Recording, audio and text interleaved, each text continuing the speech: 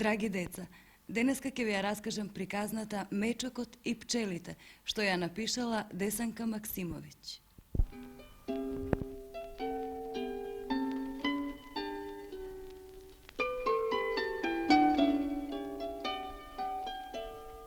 Во некоја голема букова шума си живееја Мечокот и Мечката со своите деца. Немаа многу работа. Единствена грижа им беше во летото и есента да си приготват зимница. Понекогаш доаѓаа во судир со своите соседи, зашто им крадеа се што ќе им се родеше во нивата и што ќе најдеа во кошниците.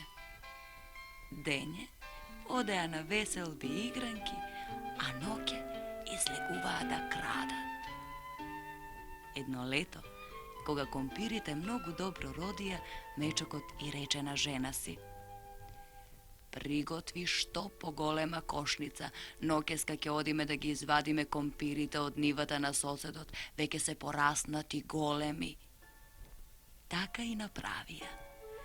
Првин ги заспаа мечињата, па тргнаа во нивата на соседот, што се протегаше токму во подножјето на шумата. Ги послужи среќа, па во мир извадија преполна кошница компири. Капаците на соседовите прозорци за цело време останаа затворени, а кучињата си спиеја мирно.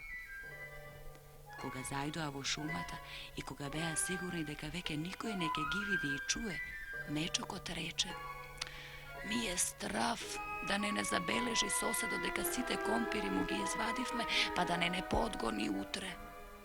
Но Мечката брзо го смири. Не плаши се. И не му доста му останаа. Ќе може взима да се ги издрани децата, а знае дека и ние мораме да се грижиме за своите. Кога дојдоа дома, пленот го скрија во една длабока дупка и им забранија на мечињата да фаќаат, заплашувајќи ги дека ако ги јадат компирите, ќе немаат за взима.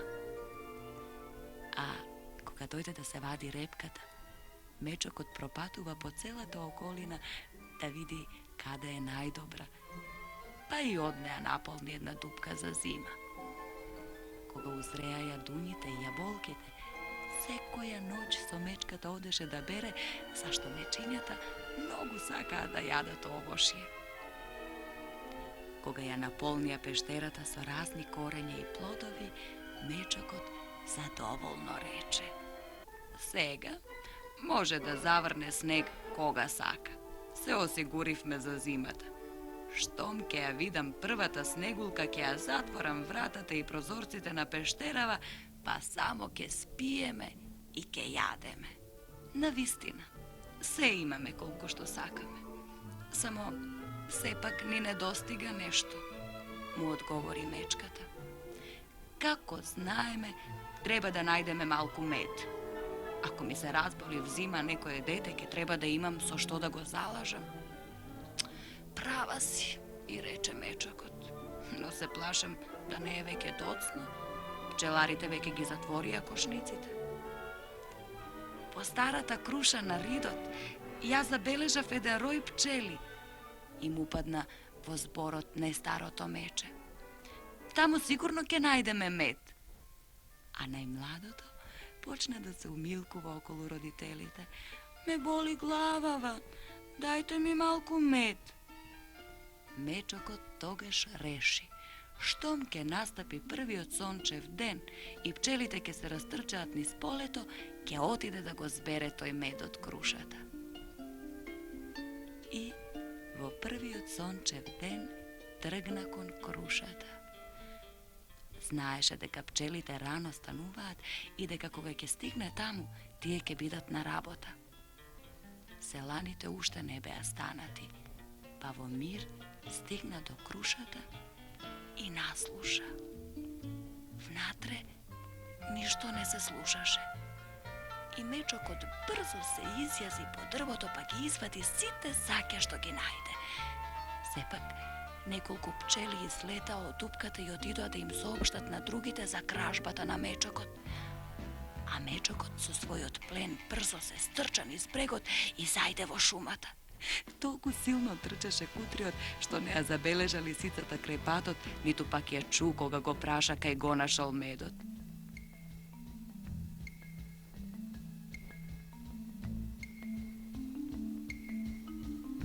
Пред пештерата веќе го чекаа мечињата и забележувајќи го, почнаа радосно да подскокнуваат околу него, трудејќи се да се доберат до некое парче саќе.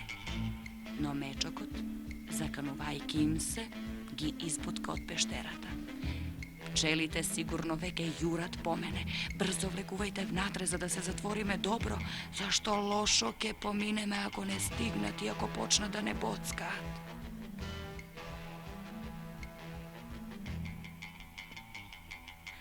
Мечињата исплашени се засолнаа внатре, а мечокот ја затвори вратата и прозорците со грудки земја и почнаа со страв да очекуваат што ќе се случи. Во тоа време, 3 роја пчели веќе јуреа кон шумата. Беа решени да не се вратат додека не го пронедат медот. Патем го сретнаа врапчето. Кажете ни каде е пештерата на мечокот? Ни го украде медот, па одиме да му го земеме, го замоли една пчела. Врапчето многу убаво знаеше каде се наоѓаше пештерата, но не сакаше да ја одаде шумската тајна, па рече: Не сум ни чул дека во нашава шума постои некоја пештера на мечокот. Роевите пчели одлетаа натаму, прашувајќи го секого за пештерата, но некои не сакаа, а некои не знаеа ништо да кажат за неа. Во тоа време најде еден селанец. Кажи ни каде е пештерата на мечокот, му рекоа пчелите. Не го украде медот, па го бараме. Селанецот многу добро знаеше каде живее мечокот со своето семејство, но не сакаше да каже, зашто се плашеше од мечокот да не го изеде потоа. Затоа им одговори: Не знам каде е мечкината пештера и се сомневам дека ќе ја најдете. Пчелите стануваа се полути и полути, зашто мислеа дека навистина не ќе го пронајдат крадецот. Кога пред нив излезе лисицата. Кажи ни, каде е мечкината пештера? Ја прашаа пчелите. Мечокот ни го украде медот, па сега го бараме. Кога ви го украде? Изутринава. Дојдете со мене, па ќе ви ја покажам, им одговори лисицата налутена што пред малку не ја поздрави мечокот. Што туку семејството на мечокот помислуваше дека мина опасноста и сакаа да ги отворат прозорците, се слушна страшно брчење пред пештерата. Доброволно вратете ни го медот, брчеа пчелите.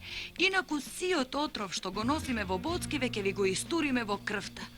Притоа пчелите почнаа силно да ја дупчат земјата нафрлена на прозорците, малку по малку да ја откопуваат со своите ноџенца.